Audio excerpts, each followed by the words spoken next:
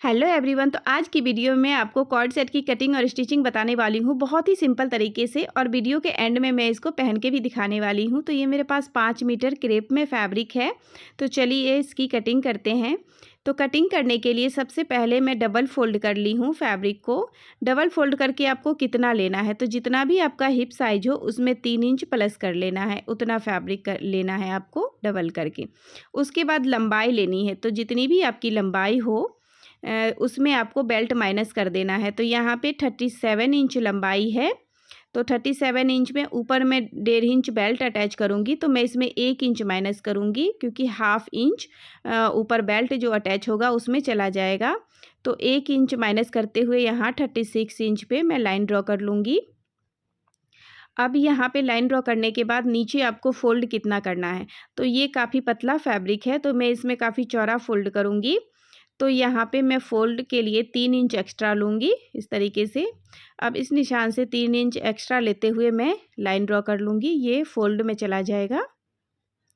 अब यहाँ ऊपर हिप का चौथा हिस्सा यानी कि 10 इंच 40 हिप है इसमें, तो 10 इंच और प्लस 1 इंच एक्स्ट्रा लेते हुए मैं निशान लगा ली हूँ। अब नीचे डाउन में 10.5 इंच गई हूँ, तो जितना भी आप ऊपर जाए हिप का चौथा हिस्सा प्लस 1 इंच लेना है, और नीचे आपको डाउन हाफ इंच कम जाना है। अब यहाँ 2 इंच एक्स्ट्रा निशान लगा लेना है, और 2 इंच जो एक्स्ट्रा निशान लगाए हैं वहाँ से आपको सेंटर बीच का निकाल लेना है, और वही सेंटर नीचे इस तरीके से ड्रॉ कर देना है। अब सेंटर से बॉटम कितना लेना है, तो यहाँ सेंटर से मैं 6 इंच उस तरफ जाऊँगी और 6 इंच इस तरफ आऊँगी, तो यानी कि 12 इंच एक साइड हुआ और 12 इंच बैक साइड हो गया। तो यानी कि पूरे राउंड में 24 इंच ये आएगा घेर। अब यहाँ पे इस तरीके से शेपर की हेल्प से इसको शेप दे देना है, और उस तरफ से भी हमें इसी तरीके से शेप दे देना, आप देख सकते हो। तो क्रॉच एरिया साइड आपको ध्यान रखना है कि क्रॉच एरिया का आपको सेंटर निकालना है, यहाँ पे हल्का राउंड दे देना है। क्रॉच एरिया का सेंटर निकालने के बाद आप बॉटम में सेंटर निकाल लें, और जितना भी आपको बॉटम का घेर रखना है, हाफ उस तरफ हाफ इस तरफ, आपको इस तरीके से सेट करना है, तो बिल्कुल बहुत अच्छी फिटिंग आएगी इसकी। इस तरीके से इसको कट कर लेना है।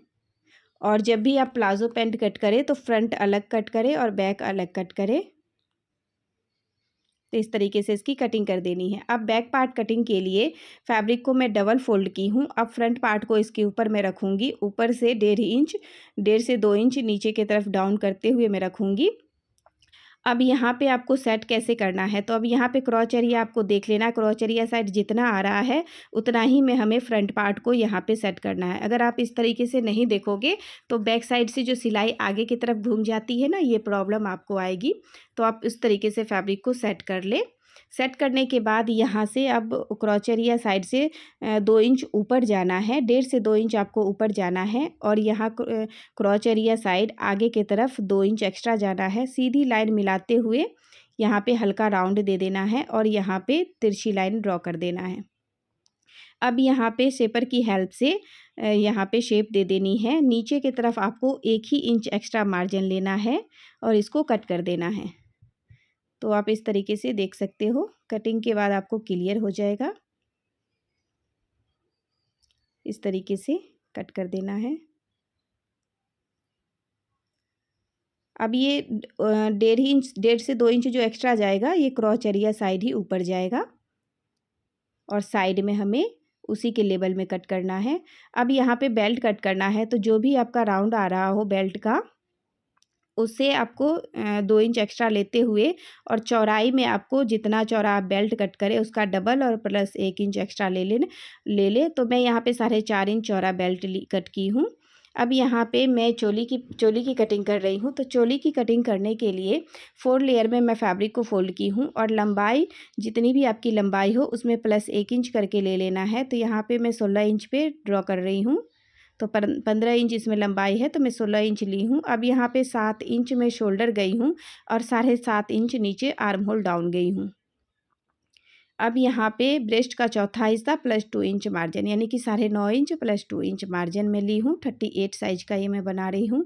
यहाँ पे हिप का चौथा हिस्सा प्लस 2 इंच मार्जिन और इस लाइन को मिला देना है।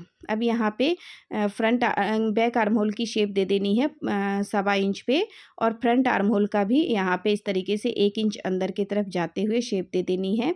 अब यहाँ नेक की चौड़ाई लेनी है 3 इंच और 1/2 इंच शोल्डर डाउन कर देना है। अब इसकी कटिंग कर देनी है। तो अभी आपको बैक पार्ट की ही कटिंग करनी है, मतलब बैक जो आर्म होल राउंड है उसी पे कट करना है। अब यहाँ पे जो जॉइंट है इसको कट करके अलग कर लेना है। अब बैक पार्ट को साइड कर देना है और फ्रंट पार्ट में हमें कटिंग करनी है।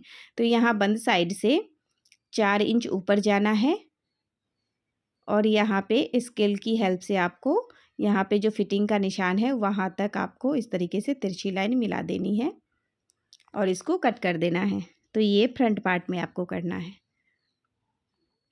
तो इस तरीके से इसकी कटिंग कर देंगे।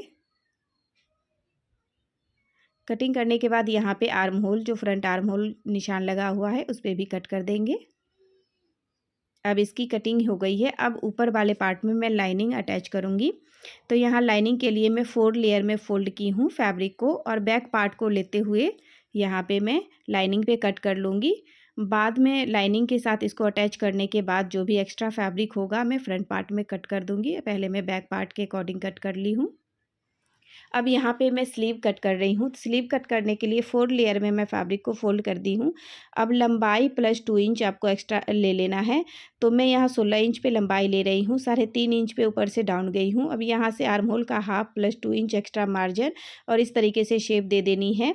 अब यहाँ पे इसका सेंटर निकालना है, क्योंकि नीचे की साइड बॉटम की साइड में हल्का लूज लूज स्लीव रखूँगी, तो इसलिए इसका सेंटर निकालते हुए यहाँ सेंटर पे फिटिंग का निशान, यानी कि ऊपर से 8 इंच पे फिटिंग का निशान हल्का लेते हुए यहाँ पे नीचे ए लाइन शेप में मैं इसको कट कर दूँगी। अगर आपके पास फैब्रिक ज़्यादा हो तो आप थोड़ा सा स्लीव की लंबाई 20 इंच रखें तो ज़्यादा सुंदर ये स्लीव बनेगा।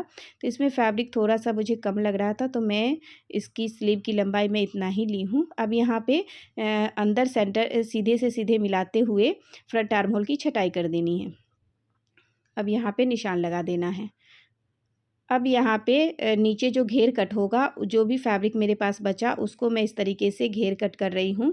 तो घेर कट करने के लिए फ्रंट वाले पार्ट को 4 इंच आपको एक्स्ट्रा लेना है बैक वाले पार्ट से, और यहाँ पे इस तरीके से डबल कर लेना है। अब ये जितना भी अर्ज में था फैब्रिक उसका मैं ले ली हूँ। तो जितना भी आपको नीचे घेर अटैच करना हो उसका डबल लेना है, क्योंकि यहाँ पे फ्रिल अटैच होगा। अब यहाँ देखो ओपन साइड से 4 इंच डाउन जाना है और यहाँ बंद साइड से 4 इंच ऊपर रहेगा, और इस तरीके से शेप दे देनी है और इसको कट कर देना है। कट करने के बाद जो ये बीच में जो यहाँ पे कट लगा देना है अटैच करने के लिए। तो अब इसकी कटिंग हो गई है। चलो स्टिचिंग के लिए यहाँ पे मैं लाइनिंग के साथ इसको अटैच कर लूँगी। फ्रंट बैक दोनों को आपको लाइनिंग के साथ अटैच कर लेना है। नीचे घेर में मैं लाइनिंग नहीं अटैच कर रही हूँ। लाइनिंग के साथ अटैच करने के बाद जो भी एक्स्ट्रा फैब्रिक आ रहा है उसको मैं कट कर दूँगी यहाँ पे इस तरीके से। तो फ्रंट बैक दोनों इसी तरीके से आपको लाइनिंग के साथ अटैच कर लेना है। अब यहाँ पे नेक बनाना है, तो नेक यहाँ मैं बुकरम पे बनाऊँगी।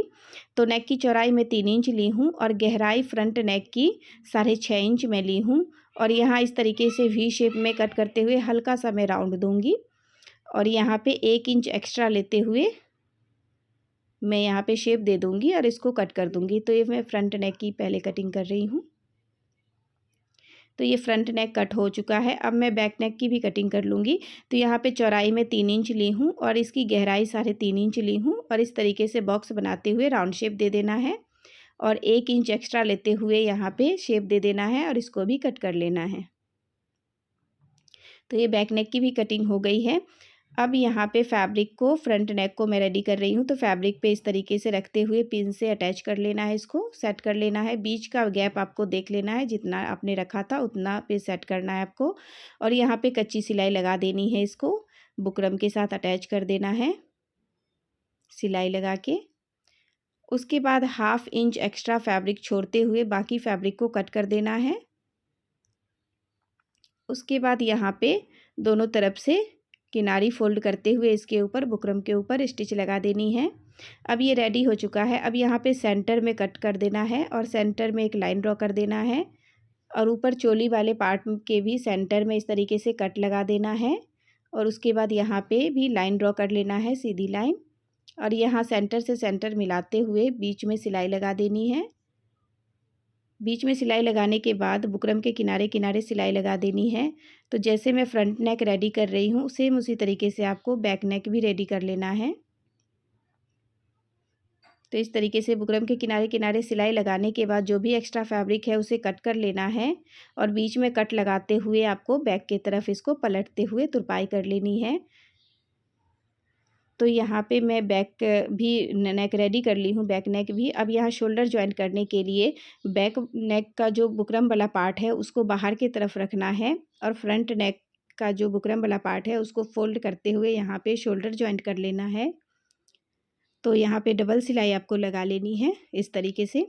शोल्डर जॉइंट करने के बाद जब आप इसको यहाँ पे पलटोगे ना, आप देख सकते हो इस तरीके से पलटोगे तो काफ़ी फिनिशिंग के साथ ये अपने आप फोल्ड होते हुए यहाँ पे तुरपाई कर लेनी है आपको। तो काफ़ी फिनिशिंग के साथ ये शोल्डर जॉइंट हो गया। अब यहाँ पे मैं स्लीव अटैच कर रही हूँ। तो स्लीव अटैच करने के लिए आपको सेंटर से सेंटर मिलाते हुए स्लीव के सेंटर से चोली पार्ट के सेंटर को मिलाते हुए यहाँ पे स्लीव अटैच करना है। साइड में अगर हाफ से पौना इंच अगर एक्स्ट्रा फैब्रिक आ रहा हो तो उसको आपको कट कर देना है, लेकिन आपको स्लीव जॉइंट करना है सेंटर से सेंटर मिलाते हुए। तो यहाँ पे दोनों स्लीव को इसी तरीके से अटैच करना है। अब यहाँ पे देखो मेरे भी साइड में एक्स्ट्रा फैब्रिक आ रहा है तो इसको मैं कट कर दूँगी। अब यहाँ पे बॉटम को फोल्ड कर देना है, स्लीव के बॉटम को, और दोनों स्लीव इसी तरीके से आपको अटैच करके बॉटम फोल्ड कर लेना है। अब यहाँ पे नीचे जो घेर वाला पार्ट है उसको अटैच करने से पहले आप यहाँ जो आर्म होल का जॉइंट से जॉइंट मिलाते हुए नीचे भी आप यहाँ पे पिन से अटैच कर ले, जॉइंट से जॉइंट मिलाते हुए, और स्लीव का भी देख ले जो भी लंबाई आ रहा हो इक्वल कर लेना है आपको। और यहाँ पे जो भी अगर एक्स्ट्रा ऊपर नीचे आ रहा हो तो अभी ही आपको कट कर लेना है, ताकि जब जॉइंट ऊपर नीचे ना हो इसका, बिल्कुल फिनिशिंग के साथ आप इसको बना सके। तो हल्का सा एक्स्ट्रा आ रहा था मिलाते हुए तो मैं इसको कट कर ली हूँ। अब यहाँ पे मैं देख सकते हो ये जो फ्रंट वाला पार्ट था 4 इंच एक्स्ट्रा हमने जो सेंटर से कट किया था, और सेंटर से सेंटर इसको मिलाएंगे। कट जो हमने किया था उसको कट से कट मिलाते हुए यहाँ पे प्लीट डालते जाना है। तो पहले आपको सेंटर से सेंटर मिलाते हुए पिन अटैच कर लेना है, उसके बाद आपको इस तरीके से प्लेटें डालते जाना है। तो फ्रंट पार्ट में आपको इस तरीके से प्लेट डालना है, बैक पार्ट में आपको सिंपल से प्लेट डालना है। अब यहाँ पे मैं पिन हटा दी हूँ और इस तरीके से इसको अटैच कर लेना है। बैक पार्ट को बिल्कुल आपको सिंपल तरीके से प्लेट डाल लेना है। तो 2 इंच आपको जो फिटिंग का सिलाई लगेगा सीधे जाना है, उसके बाद आपको प्लेट डालना है। अब यहाँ पे मैं फिटिंग की सिलाई लगा रही हूँ। तो इस तरीके से फिटिंग का सिलाई लगा लेना है दोनों तरफ से। तो जब भी आप प्लेट डालें तो आप 2 इंच एक्स्ट्रा छोड़ते हुए, या फिर जो भी आपका सिलाई मार्जिन हो उतना छोड़ते हुए तब आप प्लेट डालें। तो यहाँ इस तरीके से फिटिंग का सिलाई लगा देना है। उसके बाद नीचे राउंड में इसको फोल्ड कर लेना है। तो ये फोल्ड करने के बाद टॉप पार्ट रेडी है। अब यहाँ पे बॉटम स्टिच करना है, तो इसके लिए यहाँ पे मैं क्रॉच एरिया लूँगी इस तरीके से। पहले बैक का क्रॉच एरिया इस तरीके से अटैच करूँगी। तो इस तरीके से बैक का क्रॉच एरिया अटैच कर लेना है। डबल सिलाई आपको लगा लेनी है। उसके बाद फ्रंट का जो क्रॉच एरिया है यानी कि आसन, उसको अटैच करना है। इसको अटैच करने के बाद अब फ्रंट बैक दोनों को लेना है, इस तरीके से सेट करते हुए दोनों साइड में स्टिच करना है। तो पहले मैं एक साइड स्टिच कर लूँगी, फिर दूसरे साइड भी इसको स्टिच कर लूँगी। इस तरीके से दोनों साइड आपको स्टिच कर लेना है। अब यहाँ पे बेल्ट अटैच करना है, तो बेल्ट को लेना है और बेल्ट को सीधा रखना है, और इसके ऊपर बेल्ट को भी सीधा रखना है। देख सकते हो आप कुछ इस तरीके से, और यहाँ पे बेल्ट को अटैच करना है। तो एक साइड से अटैच करते हुए आपको आना है।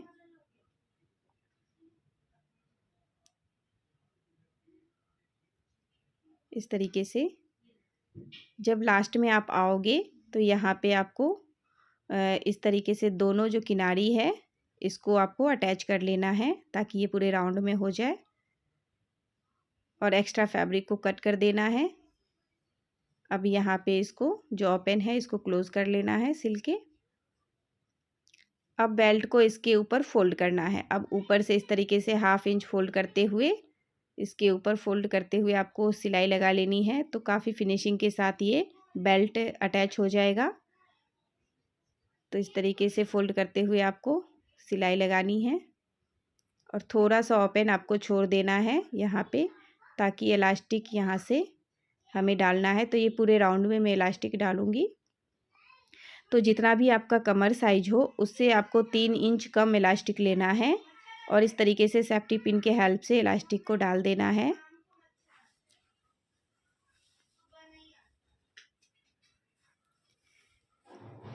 इलास्टिक डालने के बाद इलास्टिक के दोनों किनारे को अटैच कर देना है यहाँ पे। तो 2-3 सिलाई लगा के आपको अटैच कर देना है। उसके बाद यहाँ पे जो ओपन साइड था उसको इस तरीके से सिल लेना है, यहाँ पे बंद कर देना है। अब इलास्टिक के बीच में सिलाई लगानी है। तो इलास्टिक में सिलाई लगाने के लिए आपको दोनों तरफ फैब्रिक को खींचते हुए इलास्टिक में सिलाई लगानी है इस तरीके से।